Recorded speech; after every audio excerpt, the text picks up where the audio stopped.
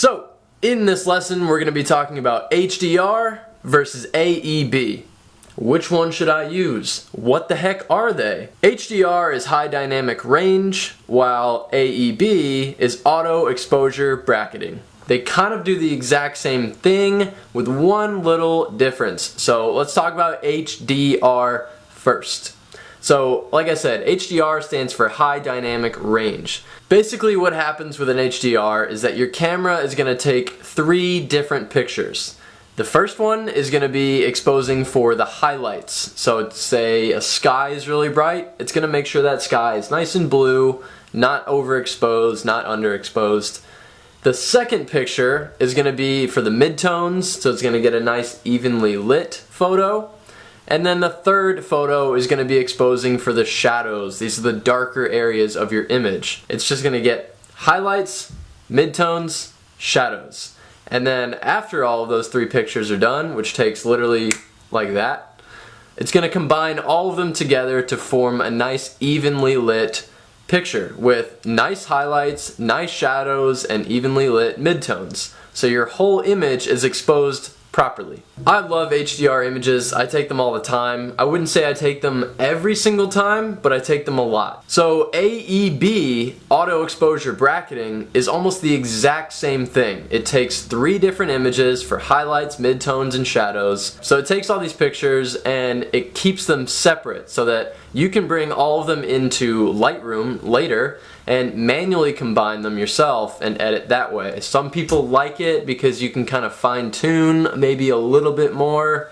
I don't typically use it that much. I like to have one single picture combined already for me. In my humble opinion, I would stick with HDR to get going. Also, if your drone does not have HDR or auto exposure bracketing, or maybe it's only got one, I don't know which drone you're using, but if it doesn't have either of them, you can do this manually yourself by taking one photo that's a little bit exposed too much so that you can get those shadows out. Just pay attention to whatever the darkest part of your image is, exposed for that. The rest of your image might be too bright, but that's okay. The second image, you want to do a regular picture, get the most accurate exposure you could with one single shot.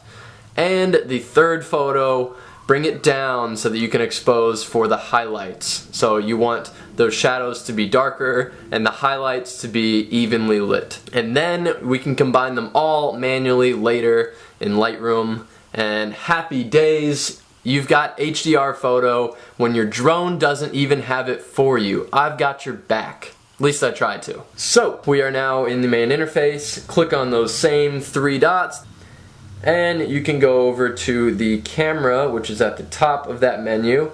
And before we turn on HDR, I'm going to turn on the normal color log. So I'm going to get rid of D-log like I talked about earlier, just to simply show you the difference between highlights and shadows. So go over to color, turn on normal, and now we can go over and turn on HDR. So go over to photo at the very top, and click on HDR shot. You can also do multiple shots. There's the AEB that I talked about, and you can do timed shots. With timed shots, you can choose for it to take a photo every 5 seconds, every 7, 10, 15, 20, 60, you got it. That's if you're like, man, I'm too lazy, I don't want to hit the shutter button. Not really. It depends on what you're shooting. Sometimes it's useful. If something's going on and you're like, man, I don't want to fly, tap, fly, tap, fly, tap, turn that on. Who knows, might come in handy. So click on HDR shot, and let's go back to the main menu. Just click on the screen, and if I were going to take a picture, I'd just tap the shutter button. Okay, now it's loading. You can see the little HDR with the spinning wheel. Alright, so now it's done. We can go to our playback, which is at the bottom right, and click on that photo. Okay, so now we have all 3 images combined into one. The highlights can go up, down.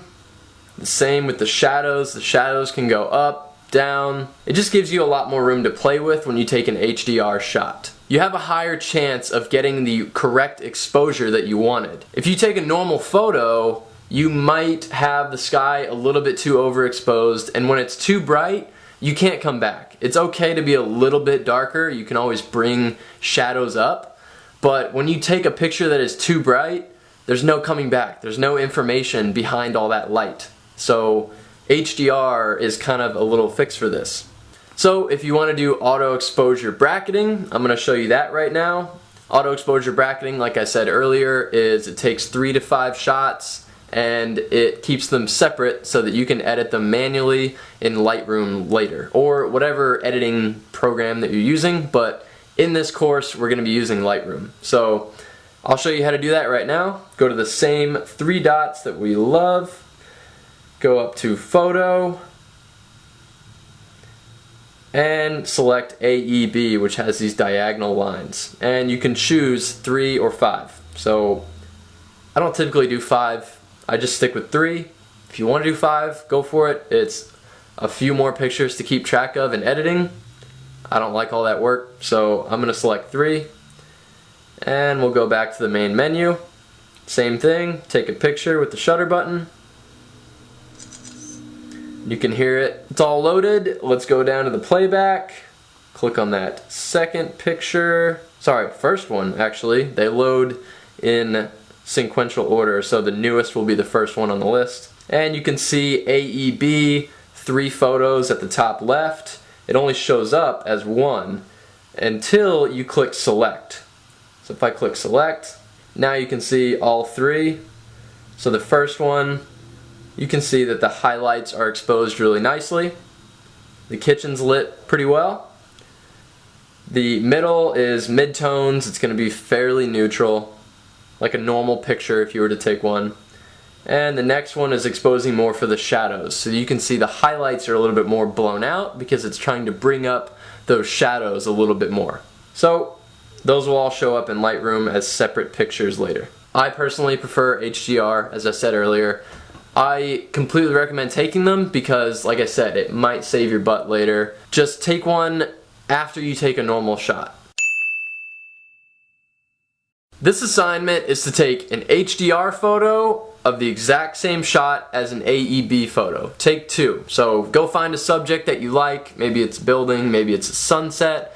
Typically a sunset would be better because it's got highlights and shadows so you can see the difference. Take an HDR and take an AEB so that we can use them later in editing. Good luck, have fun, don't crash, enjoy it.